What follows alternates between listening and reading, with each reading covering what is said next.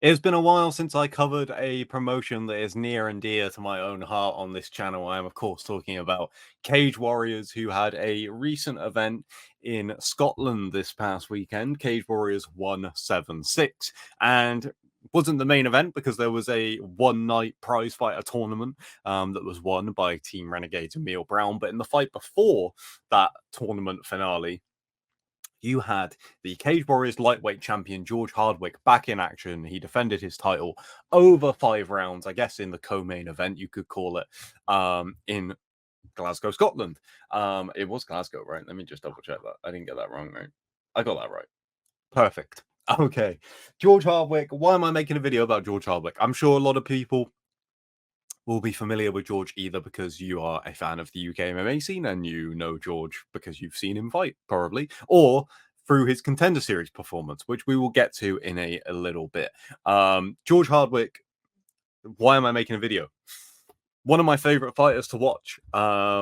Just his style is so entertaining to me. I tweeted this out during the fight. Like, I am a huge fan anyway of these kind of fighters, these kind of pressure fighters. But George's style is just so much fun to watch. And it was on full display in this fight this past weekend that he had against Christian Iorga, where he defended his lightweight title.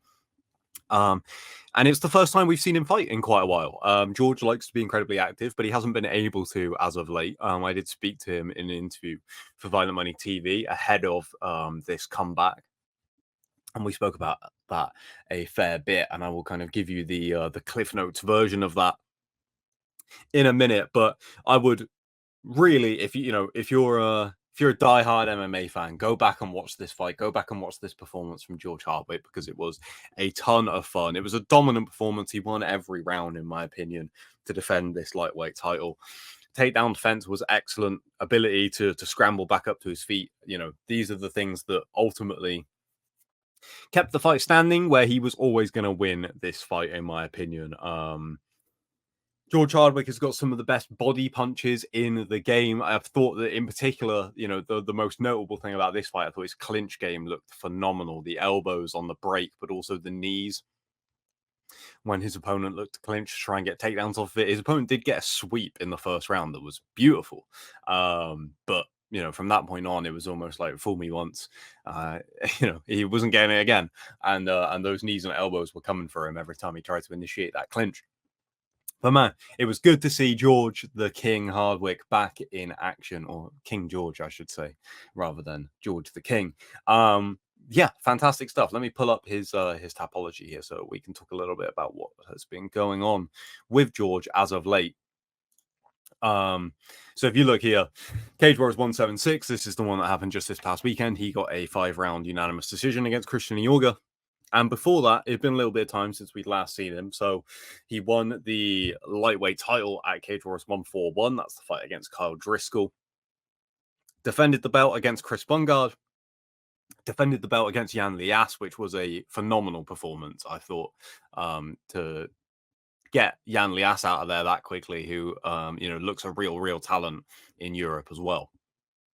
Was phenomenal. And then he goes on Contender Series, and it was a very strange performance. I think, full credit, first of all, to Abdul Karim El Sawadi, who did a fantastic job of disrupting George's rhythm, not letting him kind of get into the fight or kind of, like George is very much a rhythm fighter. You could see it in this fight against Christian Iorga that, within the first few minutes, once he had started to get gauge on his opponent's timing and distance and stuff, from that point on, it's so hard to break him out of that.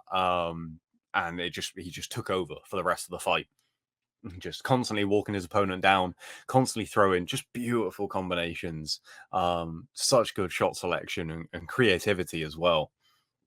But El Sawadi did a fantastic job of not letting him do this at all, and was able to win from off the top of my head. I believe he won all 3 rounds. And it was a strange performance from George, and I know that he's spoken about that a lot as well. He made some fairly big changes after that fight, and then was planning to come back to defend this lightweight title, which he didn't vacate when he went to fight on Contender Series, and he got a pretty bad injury. He broke his jaw whilst training at Next Gen in Liverpool, and had to pull out that fight and take some time off. I spoke to him at the time, and we mentioned this in the interview as well about how fighters like Rafael dos Anjos have had the same injury what much earlier in his career, and obviously has gone on to have an incredibly long career and fighting nothing but the top guys in the UFC. So certainly not something to be concerned about in the long term, but definitely something that he had to take some time away from the gym for.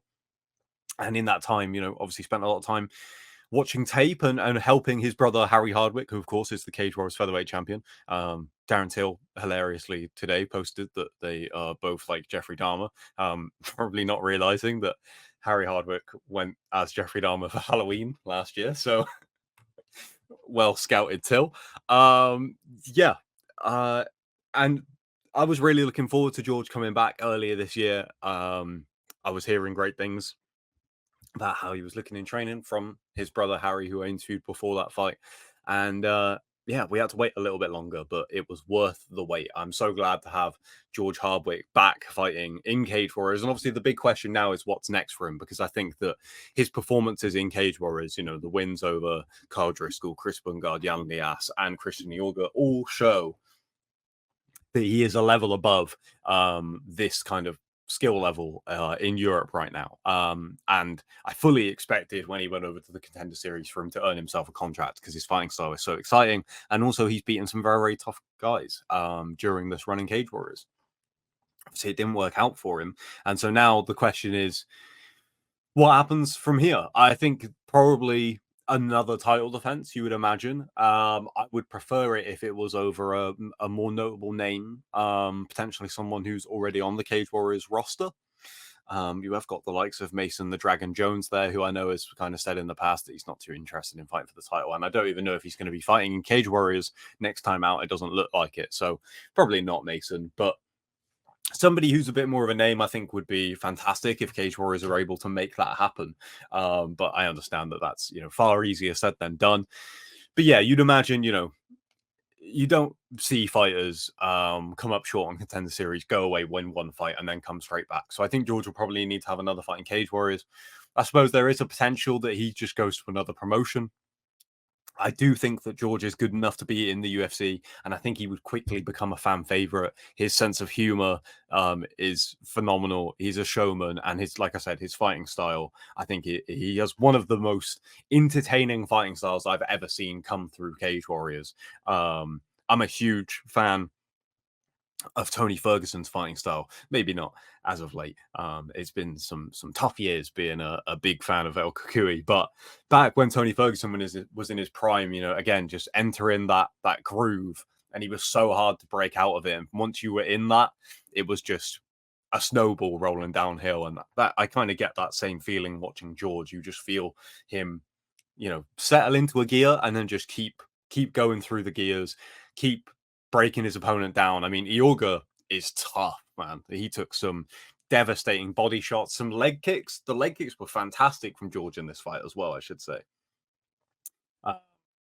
Some unbelievable combinations. I thought there was one point where he was maybe going to get him out of there, but yeah, fair play to Christian Iorga. That guy is tough, and George had nothing but really, really high praise for him after that. So fair play to him. I'd be interested to see him again in Cage Warriors as well, see what he can do against some of the other contenders in this division. But let me know what you guys think. What do you think should be next for George Hardwick? If you have, like I said, go and watch it, especially if you've seen his Contender Series fight, but haven't seen him fight in Cage Warriors. This is the George Hardwick that we know and love. This is George Hardwick back to his best, and it is so good to have him back fighting again after this past year of difficulties with returning to the cage, and long may it continue, because like I said, I would like to see him get this second shot in the UFC, or if he ends up going elsewhere, George Hardwick could fight in the middle of nowhere where you have to drive to go and watch it. There's no cameras, and I would still go and do it, because the man is so entertaining. So yeah, love to see it. Hope George can potentially get back out by the end of the year. I know that you were saying he doesn't have any injuries or anything like that, so we'll see what happens with that. But if not, at the very least, early next year. And interesting to see where he goes from here. What do you guys think? Do you think one more fight in Cage Warriors? Do you think he'll go to another promotion? Do you think there's a chance that he gets a late notice replacement fight in the UFC? I know that that's something he spoke about as well. This Paris card is coming up. I know that Harry is doing the same thing, kind of preparing for that, just in case an opponent pulls out and the UFC are like, I know a guy, and he lives in Middlesbrough, and he loves a Parmo, but he'll make weight, as they always do. Long live the Hardwicks, long live King George, and yeah, thank you guys for checking out this video. Like I said, it's been a while since we covered Cage Warriors on this channel. I'll try and do that more often because it is one of my favorite promotions in the world. Like I said, promotion that's very near and dear to my own heart, and it's all the better with George Hardwick back in the promotion doing what he does best. I always forget to flip the screen back over, so I apologize. You've just been staring at a white Tapology page for this whole time, but hopefully you enjoyed it nonetheless. Thank you for checking out once again, and I will catch you all very soon. Peace.